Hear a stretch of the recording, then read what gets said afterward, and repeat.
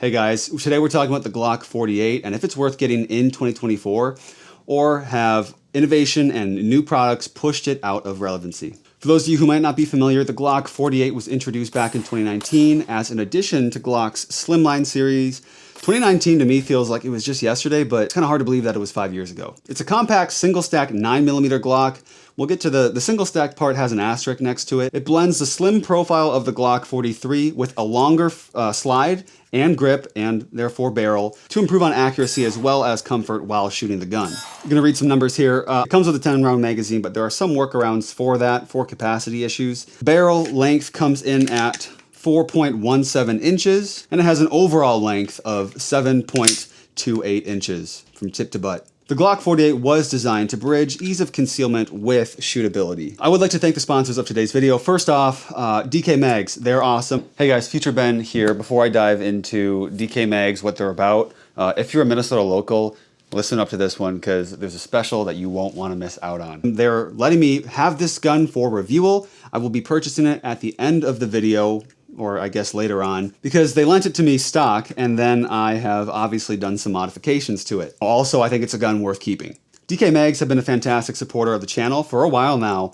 and they're a Minnesota-based gun store. They sell guns. They also sell NFA items, accessories, holsters, parts, belts, blades, and more. Everything you would need to get you guys covered. All right, Future Ben back to talk about the in-store special that DK Mags is running. If you guys mention that I sent you, and try and bring up that you saw the promotion in a July video just so they can kind of track it month by month. DK Mags is going to give you 5% off most ammo and accessories, as well as 2.5% off most firearms. Some exclusions apply, but yeah, just let them know that you came from me and they'll get you set up right. They'll even buy guns off of you if you'd like to sell yours. They ship, transfer to FFLs, and are also on Gunbroker.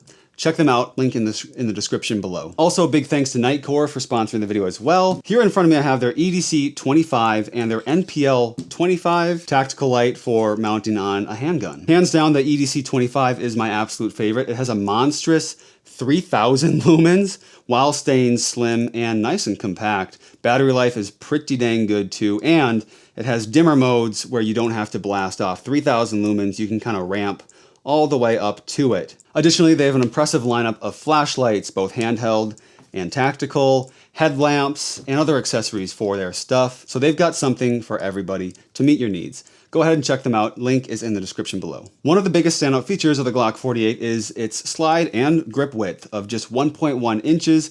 This makes it super comfortable for all day carry, whether you're carrying an appendix rig or at 3 o'clock, 4 o'clock, whatever it may be. When it comes to performance, the Glock 48 is also a winner there. The additional length on the slide and barrel not only improve accuracy, but help reduce recoil, making follow-up shots easier than ever. Comparing the 48, this one is the MOS, so it has an optic cut as well as a light rail for mounting tactical lights.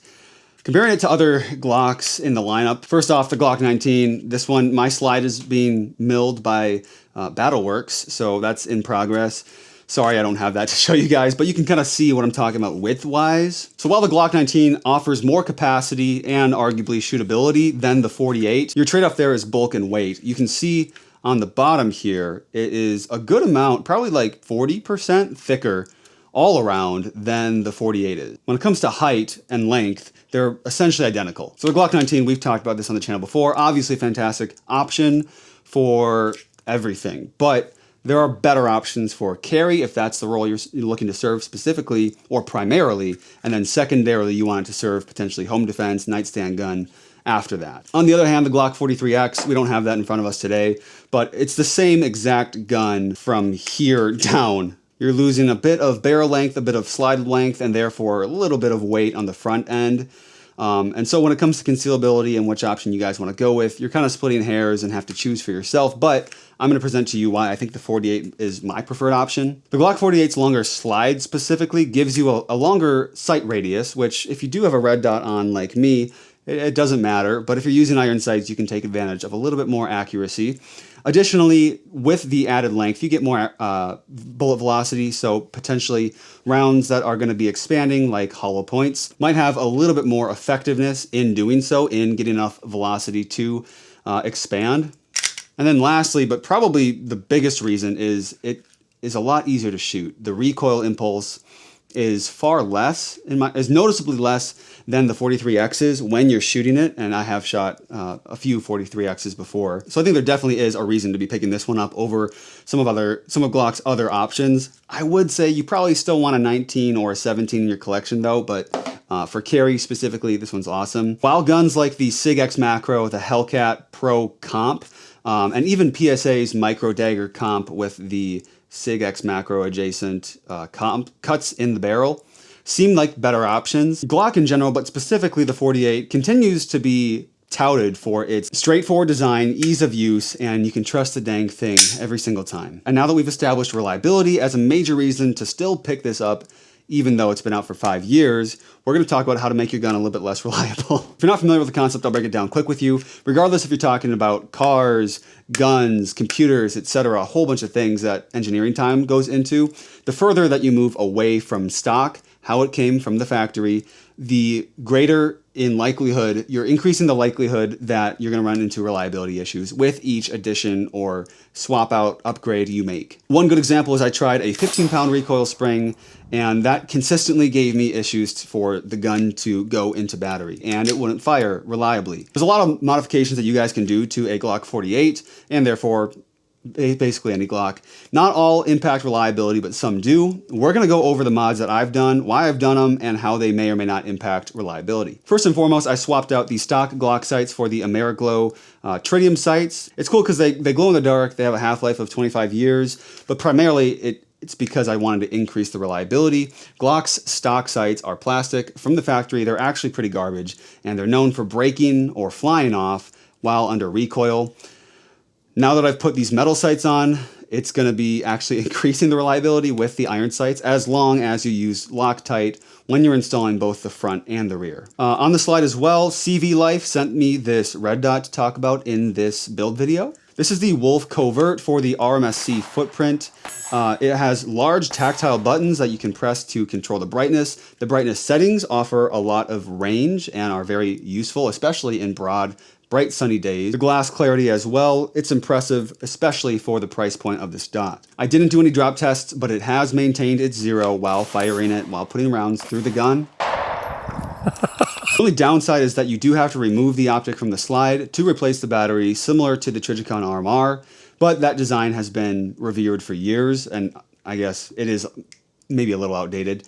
That's the only gripe I have with it. Overall, I would recommend this red dot as a budget-friendly option for the RMSC or micro handgun platform. A red dot on the Glock 48 MOS and I guess 43X MOS specifically can impact reliability. The right side screw here, if it's too long, it will impede and be pressed up into the ejector, so your gun won't actually eject any rounds, any spent casings, anything. So you're gonna wanna make sure that you shear off. I used an angle grinder. You can use a Dremel. Don't go too much, don't take off too much material on the screw. I would err on the side of doing little fine adjustments, putting a dummy round into your gun, and then popping the slide to the rear, seeing if it's gonna eject it, until you get to the point where it reliably ejects. That's when you've cut enough material off your screw. And again, it's only for the right side of the slide where it has the ejector right here. Additionally, I also have a grip plug, so there is a hole underneath here. This allows for debris, dust, and nasty stuff to get inside of the actual grip module. So by putting this plug in, you're just closing that off to the environment. This one's from Ghost Inc. There are a lot of companies that make them. They're cheap, they're easy to put in, and not really a big deal. Next, the grip work that I did a lot, so I'll kind of walk you guys through it. I took a Dremel and at an angle went around these edges here to almost create a funnel, a little bit of a mag well. The 48 grip module and therefore 43X, they're very straight, very rigid, and the amount of clearance or wiggle room that you have to insert a magazine is not very much. Your margin of error you have when performing a reload under duress is slim. If you don't have a mag well, which for a carry gun, I probably wouldn't put one on, you're gonna want as much help as you can get. So by having an angled Dremel, it gave me a little bit more of a ramp. Nothing as helpful or noticeable or practical as a mag well, but it did a little bit. Also, I did a grip reduction. So Glocks are notorious for having that Glock angle, that Glock hump that sticks out. And especially if you have other handguns that are like 1911 grip angle, which is a lot of guns, they're gonna point differently. So where you acquire your dot, the muscle memory that you're gonna have to train is gonna be vastly different. By removing some of that material, it makes it a little bit less of an issue, and it also makes it more comfortable, in my opinion, just because I'm more used to the non-Glock angle. So for some of you guys might not wanna do this. What I did is I took an angle grinder with a grinding disc, and I just did some passes along at different angles, and then cleaned it up later with a Dremel at a slow speed. You definitely want to go slow on that one because you could burn a hole through your grip module, therefore pretty much ruining your Glock, because the Glock is the frame. It's not the trigger, it's not the barrel or the slide. So if you ruin the frame, if you bust a hole in it, you're kind of SOL. Also, if you heat it up too hot, too fast, you can cause the frame to warp. Therefore, when you put a magazine in, it might not want to actually like slide in fast. And when you drop the mag, it might not free drop. So you're gonna have to be careful with that one. I did a carry stipple inspired by Terran Tactical. So I stippled the front and back facing sides, leaving the side edges slick. That way, when you're carrying it, it doesn't rub against your stomach, or from what I've experienced, rub against your shirt, ripping a lot of micro holes in your shirts. Most of my shirts, my t-shirts, have little holes in them because most of my guns have full wrap stipples, and so the extra texture really grabs onto the cotton and working little holes through them. You guys can probably even see right here. This is just one of my random shirts. I don't even wear this shirt that often, and you can see a bunch of little teeny weeny holes from carrying guns over time. Additionally, I took a Dremel and did an undercut, a double undercut. So I removed material here so I can get my middle finger up a little bit higher and get a higher purchase on the gun. And then I removed some material here underneath the trigger guard so that my support middle finger can get in there nice and tight. You can get your index finger in there and roll your thumb forward. I put texture underneath there. I just am the kind of shooter that I need texture there. I've got calloused hands, so I'm not worried about ripping up my skin. I'm also not a pussy. Having the extra grip allows me to control the gun just a bit more. And then I put some texture where the supportive hand, thumb, is going to rest. Out of all the modifications, I would say the grip work that I've done has dramatically changed the experience shooting it for me. You can certainly get this stuff professionally done, perhaps buy an airsoft gun, like an airsoft Glock, and do practice runs on that, get good enough, and then when you're ready, you can do the same thing on your actual Glock, knowing that you're not going to mess it up as bad because you're not doing it for the first time. Airsoft Glocks can be as cheap as like 20 bucks, and the tools that you need to stipple can be under, 75 bucks for a Dremel, and then a wood burning pen, you're talking total price. So I'd rather learn how to fish than be given to fish myself. That's just me, I like to get my hands onto things. Lastly, with modifications, I'm running a PSA, Palmetto State Armory Micro Dagger magazine. This one is pretty fun and interesting. There are a couple ways that you can go about expanding your 43 MOX's capacity from 10 rounds to 15 rounds, therefore making it match the venerable Glock 19's capacity. You can do the Shield Arms magazines. Those are full metal mags. They have Gen 1, 2, and 3 mags out. The only downside is, one, reliability has been a little bit rocky with all generations of Shield Arms magazines. And two, you do have to upgrade your magazine release to a metal one in order for you to not chew up and render your mag release useless over time, because metal on plastic wears out the plastic quite quickly. With the Palmetto State Armory magazines, the reliability concerns are similar to Shield magazines with some potential quality control issues, but for me in testing, these did not give me any issues. So if you're gonna get them, I would recommend that you really test them, put rounds through them, especially like carry rounds too, and just get comfortable knowing that they're gonna work every time. Otherwise, sticking to the 10 round mags, it's not the end of the world. But I really do like the PSA mags because they're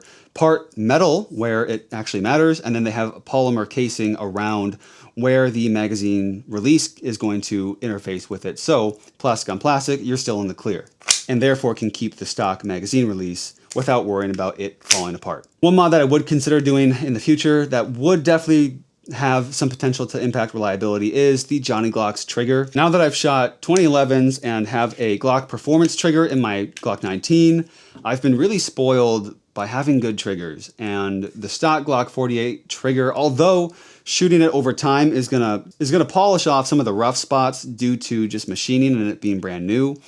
I don't necessarily want to wait like 2,000 rounds for the Glock trigger to become okay. Although messing with the trigger can definitely be a scary thing, and you might want to change that philosophy of if you're going to touch the trigger based on what kind of gun you're working on. Johnny Glock's and his team over there seem to be like experts, so that's an upgrade that I would potentially throw in the 48. So is the 48, the Glock 48, still relevant in 2024?